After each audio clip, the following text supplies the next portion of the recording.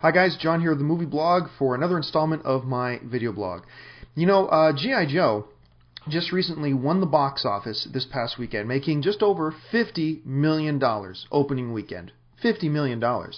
That has our friend, G.I. Joe director Stephen Sommers, who also directed such classic, great all-time films as The Mummy 2 and Van Helsing, has him feeling pretty good right now. So good, in fact, that he's decided to gloat a little bit and take shots at those nasty film critics who are saying bad things about his movie. In an interview with Variety magazine, Stephen Sommers recently said this: "I make the kind of movies critics love to hate. They love dark and depressing movies. If you make those movies, you expect they will love you. You need them to love you. The kind of movies I make, well, they don't enjoy commercial or popular movies." On the most popular movies in the last decade, the reviews have gotten more and more vicious, more personal. These critics have become a dying breed, and part of it is how much more vicious and personal they've become. They attack directors personally.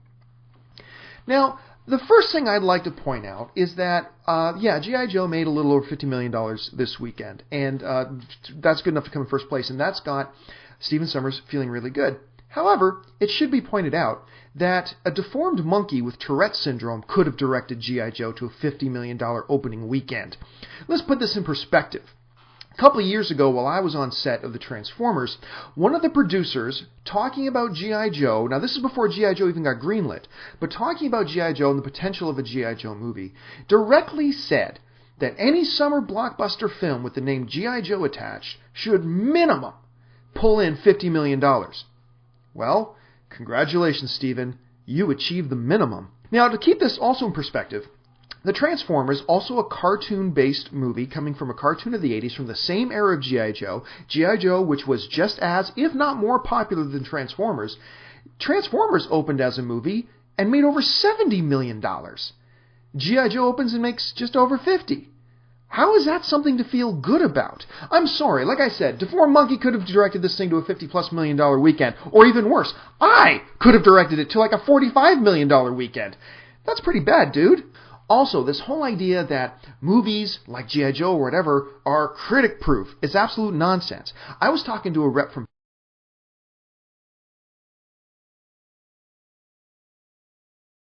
what they told me was basically this: that those in the industry do understand that the power and influence that critics have is not the be-all and end-all of everything, but it has its influence. They said it can have a 12% swing up or down depending on what the reviews are. In other words, let's say a film, all other things being equal, a film was going to make $100 million one weekend. Basically what they told me was that really, really negative advanced reviews will hit that film to the point that it makes like about $88 million. That makes the film look like it's critic-proof because it made $88 million on an opening weekend. But that $12 million difference, or if it's smaller, at least that 12% difference, is hugely important to the studios. Don't fool yourselves into thinking that just because it makes $100 million that the studios couldn't care about 5 or 6 or 7 extra million dollars. They do. At the same time, it goes the other way. Extremely positive reviews could mean an additional 12%. In other words, there's like a 24% potential swing depending on the word of the critics. The studios know this and understand it, and that's why they play this game.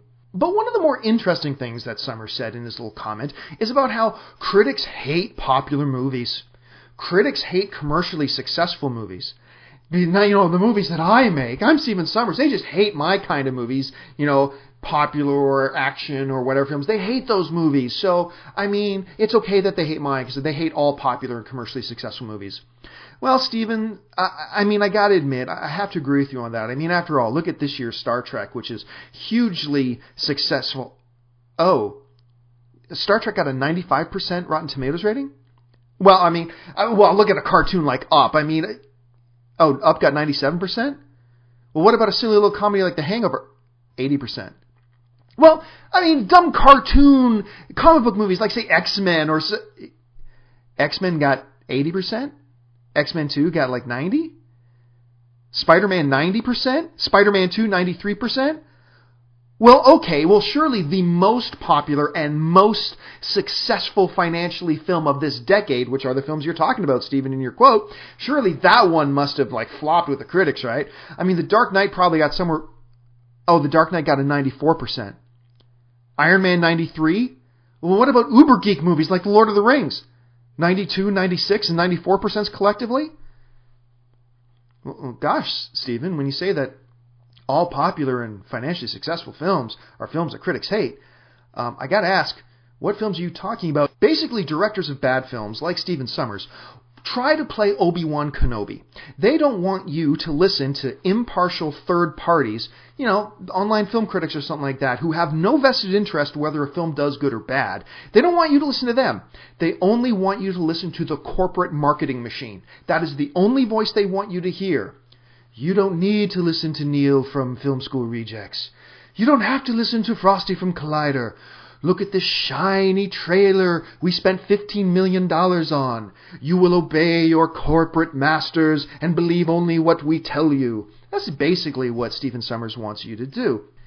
Basically, Stephen, your little interview in Variety magazine is nothing but a nonsensical, pathetic, self-justifying excuse as to why it's okay that you make bad movies. So basically, Stephen, you made a bad movie that the majority of people don't like, but did go to give a shot because it's G.I. Joe, and people were going to go and give it a shot regardless. And the only thing is, I don't know how you can feel good about the fact that only $50 million worth of people went to give it a shot. So maybe, Stephen, instead of justifying yourself or crying about the people who didn't like your film, or even trying to talk about how critics are an irrelevant breed, maybe you ought to spend more time on making, I don't know, good movies. Oh well, I guess we can all look forward to G.I. Joe 2. For the Movie Blog, I'm John Campea.